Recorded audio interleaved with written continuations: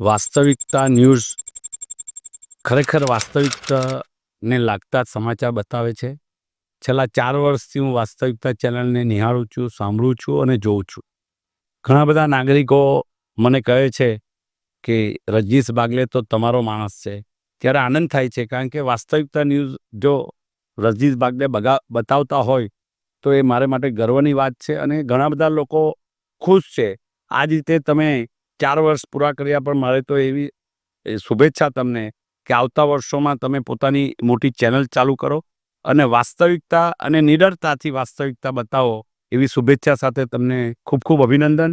આવતા વર્ષોમાં પણ આનાથી સારું પરફોર્મન્સ કરી લોકોને સાચા સમાચાર બતાવો, વાસ્તવિક બતાવો અને લોકોના દિલ સુધી તમે પહોંચો, એવી શુભેચ્છા.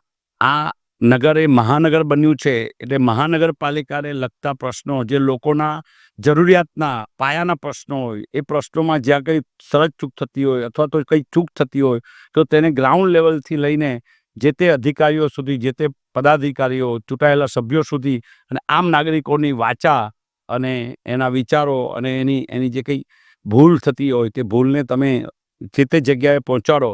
કારણ કે નવસારી મહાનગર થયું છે, તો મહાનગર રીતે ડેવલપમેન્ટ થાય તે માટે તમારી ખૂબ મોટી જવાબદારી છે. તમે ત્રીજી આંખ છો.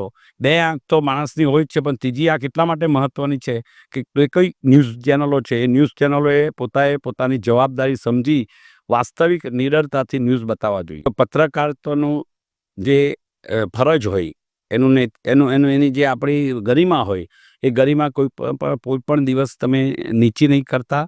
મારી તમને એક સલાહ છે. ખરેખર તો હું સલાહ આપી ન શકું, પરંતુ એક મોટાભાઈ તરીકે તમને નમ્ર વિનંતી છે કે પત્રકારિત્વમાં તમારી તાકાત સચ્ચાઈની હોવી જોઈએ, નહીં કે જૂઠાઈનો એક અંશ પણ એમાં હોવો જોઈએ. એટલે ખૂબ ખૂબ શુભેચ્છા. ભવિષ્યમાં ખૂબ આગળ વધો એવી ભાવના સાથે તમને ખૂબ ખૂબ અભિનંદનની સાથે શુભેચ્છા.